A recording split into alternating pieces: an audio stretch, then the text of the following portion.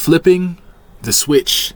A behavioral trait only present in the most ferocious competitors, which causes them to play their best basketball once the postseason comes into view. In the 2001 NBA regular season, the LA Lakers looked vulnerable, but once the playoffs rolled around, they flipped the switch. Each year, once the postseason arrives, a discussion surrounding the term that I just described to you pervades each and every basketball conversation. Can this team flip the switch? Can this team lock in with the pressure of the NBA playoffs and the entirety of NBA fandom bearing down on them? 90% of the time when these questions are being asked, the answer is no. Your team is donkey water. That other 10% of the time though, that question of can this team flip the switch is being asked because it's a real possibility. But what makes the flipping of the switch possible? Why don't all teams increase their level of play in the playoffs? What makes some mediocre regular season teams elite in the postseason while other mediocre regular season teams are just that, mediocre? Well, to answer that question, dear viewer, let's take a good long look at maybe the best flip switching team in recent memory. If you've been scorned by a mediocre team in the past, if you're worried about being scorned by a potential playoff faller this year, or if you just find this topic and my soothing voice interesting, please like and subscribe. We try to reach 2,000 subscribers by the end of the playoffs and would love for you to be a part of it. Comment down below your favorite playoff team in recent history that doesn't get enough love, and welcome to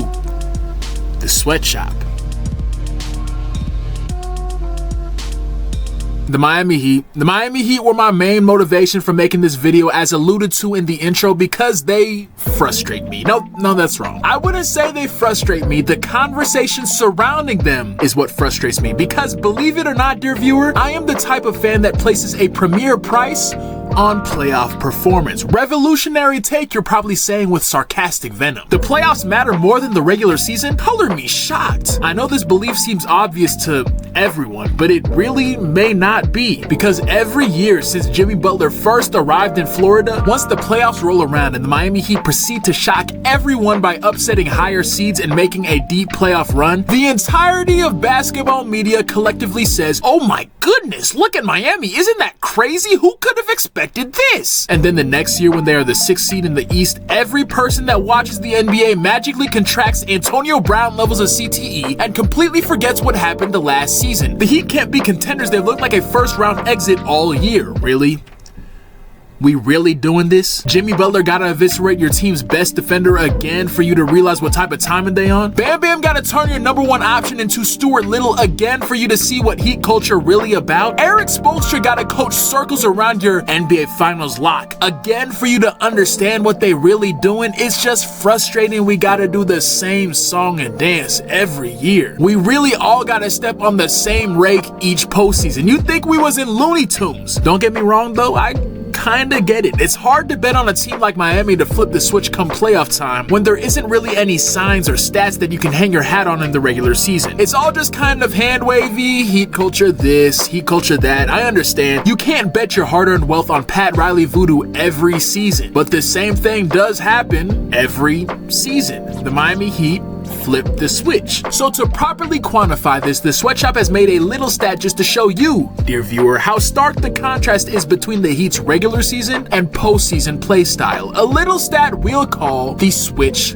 metric. If you're actually interested in how I made this, I'll put a link to a more in-depth description in the description, but boring nerd shit stats, some bitches. Long story short, the sweat metric takes the expected playoff wins and losses of a team based solely on their playoff seeding and compares it to the actual wins and losses the team gets in the playoffs. So if a team has a low seed but makes the NBA Finals, they'd have a higher switch metric than someone who has a higher seed and makes the NBA Finals, because the lower seeded team had a worse regular season, hence the lower seed. Thus, they had to flip the switch more, for lack of a better term, to make a significant playoff run. Enough explanation. Here is the top 10 playoff riser teams since 2016 according to the switch metric. You notice anything when looking at this list? Because what I notice, there are a lot of really good teams, a lot of the better playoff teams of the last decade. The 2022 Warriors, who following a 39-33 season led by Stephen Curry, a finally healthy Klay Thompson, and a pre-buffoon Jordan Poole, beat the Denver Nuggets in 5 in the first round, beat the Memphis Grizzlies in 6 with Ja Morant missing half the games with injury, and following that in the Western Conference Finals, they beat the Mavs in 5, and then beat the Boston Celtics in 6 to win the NBA championship. The 2021 Milwaukee Bucks, who following multiple years of middling playoff performances, finally tied it all together and, with a bit of injury and bracket luck, won the NBA Finals for the first time since the days of Lou Alcindor. The 2018 LeBrons. And I mean that. I'm gonna take a quick detour before I do that though. I see you haven't liked and subscribed. Just hit that button real quick. I promise we'll take care of you over here at the Sweatshop. But back on track to my detour.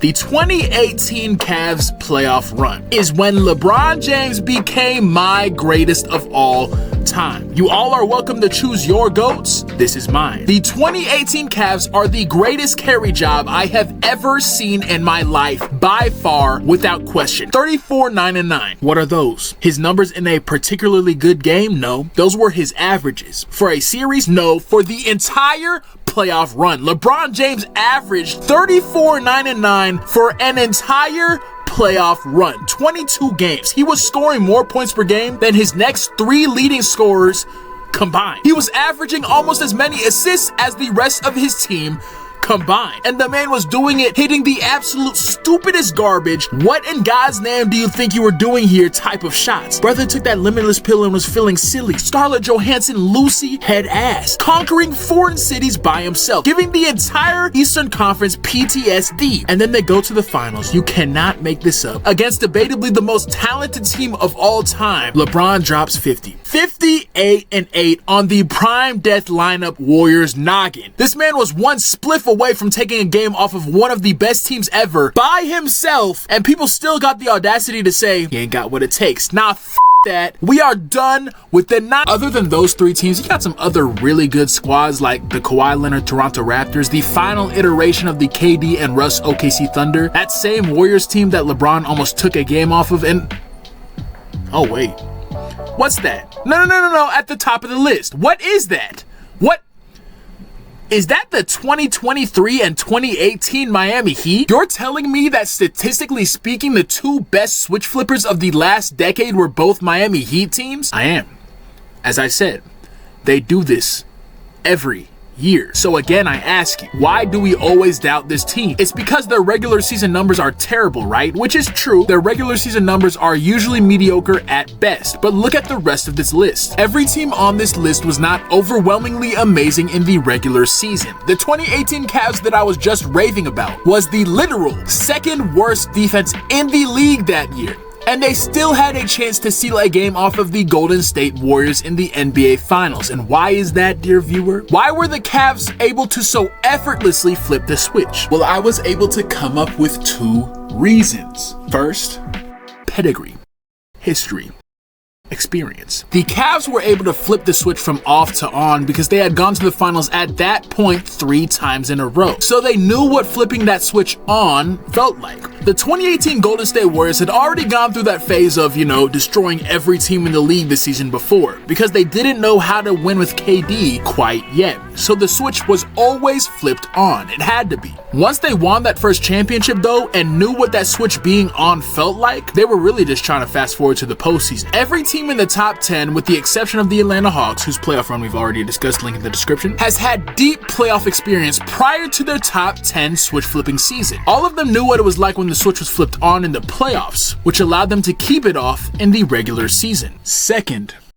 adaptability. This is something I have been talking about constantly over the last few videos, but I'm going to discuss it again because I believe it's the main factor delineating good regular season teams from actual contenders. Oh, and LeBron James said it's what he thinks is the most important thing for a playoff team to have. So if you don't believe me, hopefully you believe him. In the playoffs, when you're playing against the same team up to 7 times in the span of a couple weeks, your initial game plan is going to be nullified at some point. At that level, your opponents are just too good for you to be able to do whatever you want for a full 48. They are going to figure out how to stop your go-tos at some point. If you want to be a true contender, your roster has to be versatile enough to incorporate different playstyles to counteract your opponent's adjustments, and your best players have to be intelligent and adaptable enough to switch their plan of attack on a moment's notice. This trait of adaptability doesn't hold as much value in the regular season because for the most part, those boys are just out there hooping. Teams are obviously game planning to some degree, but with the high amount of regular season games played along with the low amount of time NBA teams have to practice, there really isn't a lot of chess matching going on. Thus, versatility and adaptability aren't very valuable. For the regular season, it's much better to have someone that can just give you 30 on any given night. Once the playoffs roll around though, and the NBA goes from checkers to alpha go, you need someone that can decipher what the other team is doing and counteract it on a moment's notice. This is why essentially every team on this switch metric list has a player or coach who could be classified as a grandmaster chess player, except for the Cavs, Warriors, and Heat, who just so happen to have both. Now, am I saying the Miami Heat are up there with the Boston Celtics? No. They have a lot more roster holes and have been dealing with significant injuries all year. But even when taking that into account, I feel like a majority of people are underrating the culture. Again, falling into the trap of judging them based on their regular season performance, when the strengths of their roster and best player just aren't quite suited for that. Doubt them if you must, but I myself am feeling the heat. And while their injuries are a huge concern, I think they could become a bit of a blessing in disguise, as they have forced Eric Spoelstra to try more lineups and more game plans in the regular season, which may give the team more options to go to and weapons to draw on in the playoffs, thus making them more versatile for their postseason run. And with that, my friends, I leave you with this. Assuming the Heat make it to the playoffs with Jimmy and Bam and one or both of Duncan Robinson and Tyler Herro healthy, if they find themselves in the 7th seed after the play-in tournament facing off against a Doc Rivers-led suspect Bucks team, I am 100% going to ride with the culture. With that, thank you for your viewership, ladies and gentlemen. We on the road to 2,000 subscribers by the end of the playoffs and would love it if you joined us on that journey. We got a lot of cool stuff going on here, and if you enjoyed this video, we know you're gonna like the rest of our content. So yeah, just go ahead and like and subscribe. Comment down below what your favorite playoff team in recent memory is, and as always, stay sweaty, ladies and gentlemen.